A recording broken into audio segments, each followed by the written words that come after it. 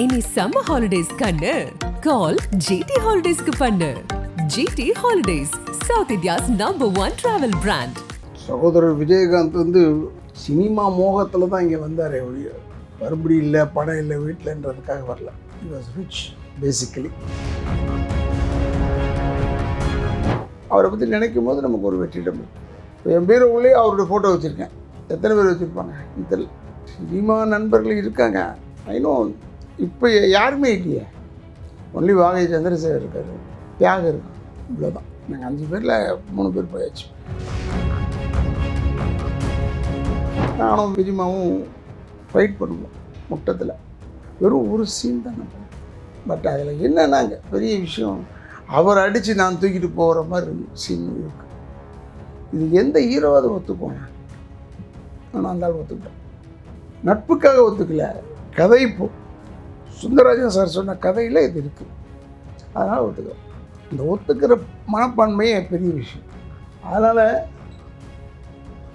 நீங்கள் கேட்கும் போதும் இப்போ ஃபீல் ஆகுது, அவர் என்னடா அவர் இல்லை. அவர் இறந்துட்டாருன்னு ரொம்ப எனக்கு வருத்தம்.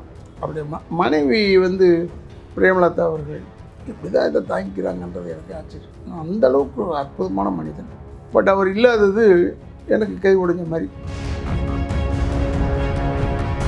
விஜய் பிரபா அரசியலுக்கு வந்திருக்காரு, விருதுநகர் தொகுதியில் நிற்கிறாரு. வெற்றியா தோல்வியான்னு யாருமே சொல்ல முடியாது. பட் இருந்தாலும் இவர் ஒருவேளை வெற்றி அடைந்து விடுவாரோன்ற ஒரு சந்தேகம் எல்லாருமே சொல்கிறாங்க. ஒரு சான்சஸ் இருக்குது இவருக்கு. டெஃபினட்டாக ஒயிட் ஸ்கோப் இருக்குது. இன்னொன்று, ஏன்னா அவங்க அப்பா விஜயகாந்தை வந்து பிடிக்காதவங்க யாரும் எனக்கு பிடிக்காது உனக்கு பிடிக்காது சொல்கிறதுக்கு ஆள் இல்லை. வெற்றி தோல்வி இது ரெண்டுமே சமமாக எடுத்துக்கணும். பேச்சுக்கு சொல்கிறதல்ல, மீனிங்கோடு சொல்கிறோம்.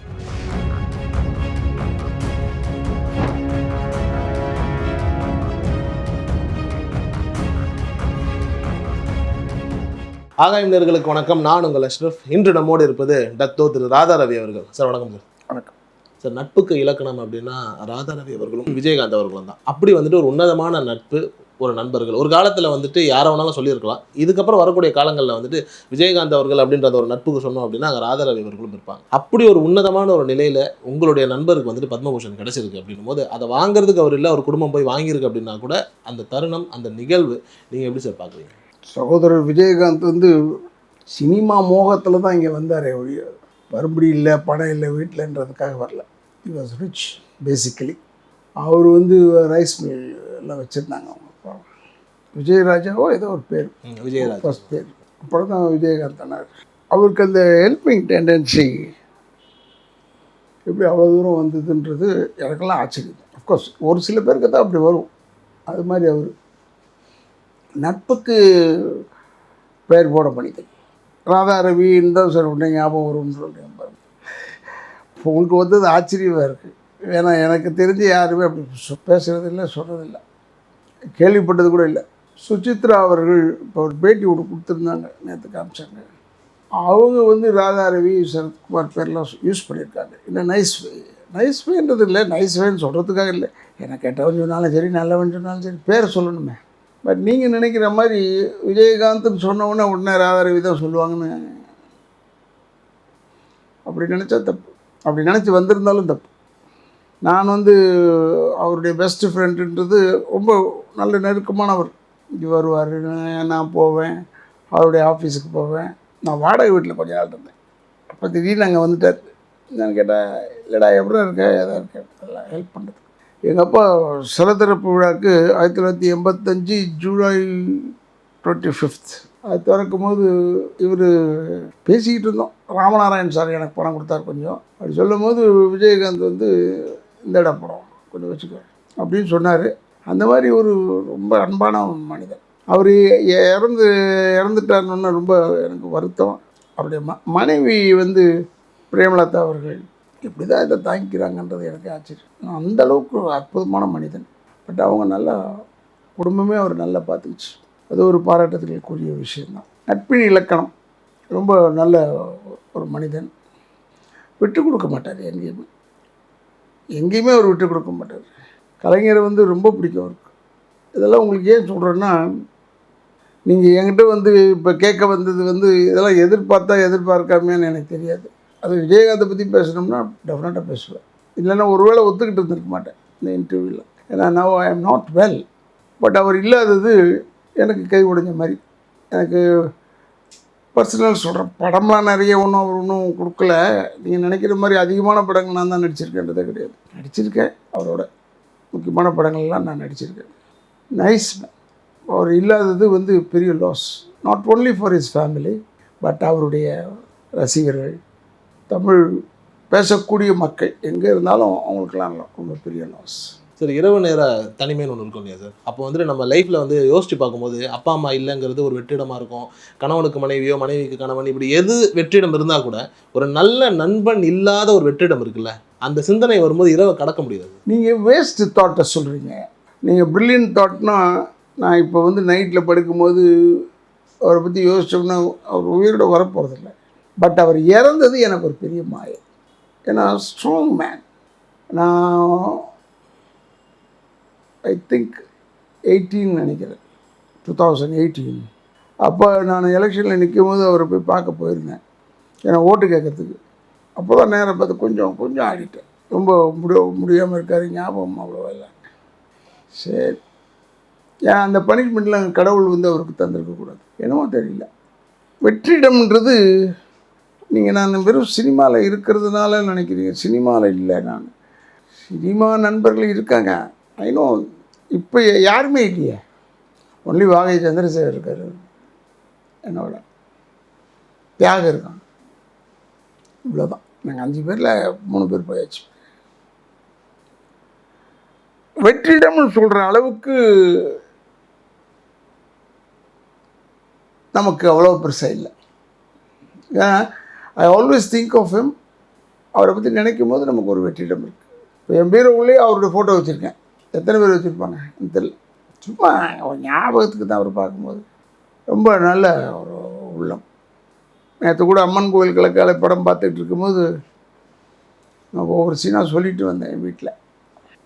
அந்த படத்தில் ஒரே ஒரு சீனில் நான் தொண்டு முட்டின்னு ஒரு கேரக்டரில் வருவேன், அடியாள் கேரக்டர். அப்போ ரவிச்சந்திரனை வந்து என்னை அனுப்புவார், இவன் இப்படி பண்ணுறான் அப்படி பண்ணுறான்னு. நேராக போய் நானும் விஜயமாவும் ஃபைட் பண்ணுவோம். முட்டத்தில் எடுத்தாங்க. வெறும் ஒரு சீன் தான் நான் பண்ணேன். பட் அதில் என்னன்னாங்க பெரிய விஷயம், அவர் அடித்து நான் தூக்கிட்டு போகிற மாதிரி சீன் இருக்குது. இது எந்த ஹீரோவாவது ஒத்துக்குவானா? ஆனால் அந்த ஆள் ஒத்துக்கிட்டோம். நட்புக்காக ஒத்துக்கல, கதை. இப்போ சுந்தரராஜன் சார் சொன்ன கதையில் இது இருக்குது, அதனால் ஒத்துக்கிறோம். இந்த ஒத்துக்கிற மனப்பான்மையே பெரிய விஷயம். அதனால் நீங்கள் கேட்கும் போதும் இப்போ ஃபீல் ஆகுது, அவர் என்னடா அவர் இல்லை அப்படின்னு. Otherwise is a okay man. But உண்மையிலே அவங்க ஒய்ஃபெல்லாம் நீங்கள் பாராட்டணும். எனக்கு தெரிஞ்சு 18லேயே அவங்க ஞாபகம் மறதி தான். எலெக்ஷனில் நான் நிற்கும்போது WUDல நின்னேன், அவர் மெம்பரு. அப்புறமா நானே சொல்லிட்டு வந்தேன், வேணாயா நீ வராத, நீ இப்படியே ரெஸ்ட்டில் இரு, நான் பார்த்துக்கிறேன்னு சொல்லிட்டு வந்துட்டேன். அவ்வளோதானே ஒழிய is a good hearted man. எல்லாருக்கும் ஹெல்ப் பண்ணியிருக்கான் சார். சினிமாவில் பார்த்தவங்களுக்கெல்லாம் ஹெல்ப் பண்ணியிருக்கான். அவன் இந்த சாப்பாடு போடுற விவகாரம் தான் எல்லோரும் பேசுகிறாங்க. யாரை பார்த்தாலும் சாப்பாடு போட்டுக்கிட்டே இருப்பாங்க. இவங்களாம் எப்போ வந்தாங்க, எப்போ பார்த்தாங்க சாப்பாடு போடுறதுன்னு எனக்கு தெரியல. ஏன்னா அதே ரோகிணியில் நான் அங்கே அவரோட பழகுவேன், அவரோட இருப்பேன். வாகையார் கூட வருவார். பசியோட யாரும் இருக்கக்கூடாது, அது ஒரு தியரி அவருக்கு. ஒரு நல்ல மனிதனை இழந்துட்டோம். விஜய் பிரபாகரன் வந்துட்டு அவருடைய தோற்றம் நிறைய இருக்குது, முகபாவனை கூட அதே மாதிரி இருக்குன்ற மாதிரி நிறைய பேர் சொல்கிறாங்க. அரசியலுக்கு வந்திருக்காரு, விருதுநகர் தொகுதியில் நிற்கிறாரு. அவருக்கு நீங்கள் என்ன, உங்களுடைய அனுபவத்தில் அவருக்கு நீங்கள் என்ன சொல்ல விரும்புகிறீங்க? நான் சொல்லி அவர் கேட்குறவராக இருந்தாருன்னா நான் ஒன்று சொல்கிறேன், அவர் வெற்றியா தோல்வியான்னு யாருமே சொல்ல முடியாது. பட் இருந்தாலும் இவர் ஒருவேளை வெற்றி அடைந்து விடுவாரோன்ற ஒரு சந்தேகம் எல்லாருமே சொல்கிறாங்க. ஆனால் எதிர்த்து நிற்கிறது யார்? ராதிகா. இன்னும் டிஎம்கே கேண்டிடேட்டை பற்றி சொல்லலை நமக்கு, இல்லை? ஆமாம், காங்கிரஸ் கட்சி நிற்கிறது. ஒரு சான்சஸ் இருக்குது இவருக்கு, டெஃபினட்டாக ஒயிட் ஸ்கோப் இருக்குது. இன்னொன்று, ஏன்னா அவங்க அப்பா விஜயகாந்தை வந்து பிடிக்காதவங்க யாரும் எனக்கு பிடிக்காது உனக்கு பிடிக்காது சொல்கிறதுக்கு ஆள் இல்லை, சொல்ல மாட்டாங்க யாரும். அந்த மாதிரி ஒரு நல்ல இதயம் ஒரு பையன் நிற்கிறாரு. நான் என்ன சொல்கிறேன்னா, வெற்றி தோல்வி இது ரெண்டுமே சமமாக எடுத்துக்கணும். பேச்சுக்கு சொல்கிறதல்ல, மீனிங்கோடு சொல்கிறது. ஏன்னா அவர் வந்து சின்ன பையன் தானே இல்லை, ஆமாம். அவருக்கு தோல்வியை அவர் பார்த்துருக்க மாட்டார். ஒருவேளை தோல்வியாக இருந்ததுன்னா வருத்தப்படுவார். அவர் எப்படி எடுத்துக்கிறாருன்றது தான் எனக்கு தெரியல. இதெல்லாம் சர்வசாதாரணமாக எடுத்துக்கணும். வாழ்க்கையில் எவ்வளோ தோல்வி, எவ்வளோ லாபங்கள் வரும். பட் அவன் ஒன்றே ஒன்று மட்டும் என் தம்பி ஞாபகம் வச்சுக்கணும், நான் விஜயகாந்தின் மகன். அது மட்டும்தான் மனசில் வச்சுக்கணும், வெற்றி வரும். சார் ஆனால் ஒரு சாரார் சொல்கிறாங்க அனுதாப ஓட்டிலே கூட அவர் ஜெயிச்சிருவாருன்னு. அப்படி இல்லாமல் அதெல்லாம் எனக்கு தெரியாது. அனுதாப ஓட்டில் ஜெயிப்பாரா இல்லை அனுதாப ஓட்டில் தோற்றுடுவாரான்னு. அவர் தோத்துட்டா என்ன, அனுதாப ஓட்டே போடலையா? யாருக்குமே அனுதாபம் கிடையாதா விஜயகாந்த் மேலே? எல்லாருக்கும் உண்டு. அந்த பையனை பார்த்தா அப்படியே நீங்கள் சொன்ன மாதிரி கொஞ்சம் விஜயகாந்த் மாதிரி இருக்கார். பட்டு ஒரு பாப்போம், கடவுள் இருக்கார். ஏன் எதிரில் இருக்கிறது வந்து ராதிகா அவர்கள் எதிரில் இருக்காங்க சார், அது எப்படி பார்க்குறது? நிற்கலாமே, எல்லாரும் நிற்கலாம். நோன் ஃபேஸஸ்னால் 2 பேர் இருப்பேன் இல்லையா? உடனே இதை சொன்னோம்னா ராதிகா தான் அதிகமாக மக்களிடம் பழகின தெரிந்த முகம்னு சொன்னார்னு சொல்லி போட்டுறாதீங்க. ஏன்னா யூ பீப்புள் நம்ம பேசுகிறது ஒன்று, ஹெட்டிங் கீழே சப்டைட்டில் போடுறது ஒன்று. உங்கள் வியாபாரத்துக்காக பேசுகிறீங்க. நான் பார்ப்பேன், உங்களதை பார்ப்பேன். ஏதாவது போட்டிருந்தீங்க அப்புறம் நான் உங்களோட பேசுவேன். எப்படி பேசுவேன்றது உங்களுக்கு தெரியாது. சரி. ஏன்னா நான் ரொம்ப நல்லவன், ரொம்ப கெட்டவன், 2மே இருக்கு. என்கிட்ட நீங்கள் பேட்டிக்கு வந்தது எனக்கு பெரிய சந்தோஷம். விஜயகாந்த் அவர்களுடைய அந்த அந்த இடம் அது ஆல்மோஸ்ட் வந்துட்டு கின்னஸ் ரெக்கார்டுக்கெல்லாம் கொடுத்துருக்காங்க. அது ஒரு மணிமண்டபமாகவே மாறிக்கிட்டு வருது. இல்லை, நிறைய சித்தர்கள்லாம் உள்ளே போய் வந்துட்டு பூஜை பண்ணுற மாதிரியான ஒரு நிலையெல்லாம் சொல்கிறாங்க. அப்படிலாம் இருக்குன்றாங்க இல்லையா? கின்னஸ் ரெக்கார்டில் கூட வந்துட்டு இடம் பெற்றிருக்கு. அதிகமாக பக்தர்கள் வந்த ஒரு நிலை, ஆல்மோஸ்ட் ஒரு கோயிலாக. அது உண்மையான விஷயம். இவ்வளோ நாளுக்கும் இப்படி ரஷ் இருக்குன்னு நான் எதிர்பார்க்குறேன். இன்னும் இருந்துகிட்டு இருக்கு, போயிட்டே இருக்காங்க. அங்கே இவங்க பாருங்கள், விஜயகாந்த் அவருடைய விஜயமாவுடைய ஒய்ஃப் பாருங்கள், அவர் எப்படி செஞ்சாரோ அதே மாதிரி எல்லாருக்கும் சாப்பாடு. அது கொஞ்சம் கஷ்டமான விஷயம். எல்லாருக்கும் கிடைக்குமான்றது இல்லை. அவரை நான் எனக்கு ஒன்று கல்யாண மண்டபத்தில் அவர் புதைச்சது நல்ல விஷயம். ஏன்னா அவங்க சொந்த இடத்துல புதைச்சிருக்காங்க. அப்போ கூட பாருங்கள், கை நீட்டி அவர் யாரையுமே இறந்தும் யாரையுமே போயிட்டு வேறு அங்கே வைக்கணும் இங்கே வைக்கணும். இது இப்போ முதலமைச்சர் தம்பி ஸ்டாலின் அவர்கள் பெருந்தன்மை அது அந்த ஐலண்ட் கிரவுண்டை கொடுத்து ஒரு வாட்டி பார்த்துக்கலான்றது. அது அங்கே கொடுக்காம இருந்திருந்தால் நான் கூட பார்த்துருக்க மாட்டேன். ஏன்னா எனக்கு கால் வலி, எனக்கு முடியல, என்னால் உட்கார்ந்த இடத்துலையே நான் சோகமாக இருக்கிறேன்னு நினச்சா கிடையாது. Because I don't think of anything. எனக்கு கால் நல்லா ஆகணும், திருப்பி படத்தில் போய் நடிக்கணும் இருந்தால், இல்லைன்னா நிம்மதியாக வீட்டில் இருக்கணும். எனக்கு ஆயிடுச்சு 71 வயசு. எனக்கு அவங்க விஜயமாவுக்கும் ஒரே ஏறத்தாலும் பக்கத்தில் நெருக்கம்தான். எம்ஜிஆர் அவர்களையும் பார்த்துருப்பீங்க, விஜயகாந்த் அவர்களையும் பார்த்துருப்பீங்க. எம்ஜிஆர் அவர்களுக்கு அப்புறம் அதுக்கு இணையாக வந்துட்டு விஜயகாந்த் அவர்களுக்கு தான் கூட்டம் சேர்ந்தது. கூட்டம் சேர்ந்தது வந்து பெரிய சமாச்சாரம். அவ்வளோ பெரிய க்ரௌடு நான் எதிர்பார்க்கல. அப்போ அவனை இவ்வளோ பேர் பிடிக்குதுன்னும் போது எனக்கு ஆச்சரியமாக இருக்குது. இவ்வளோ பேருக்கு பிடிக்குது. தனியாக இருந்தால் எப்படி ஜெயிப்பாரோ என்னன்னு எனக்கு தெரியாது. பட் கடவுள் புண்ணியத்தில் அவன் வந்து சட்டமன்றத்தையும் பார்த்துட்டான்.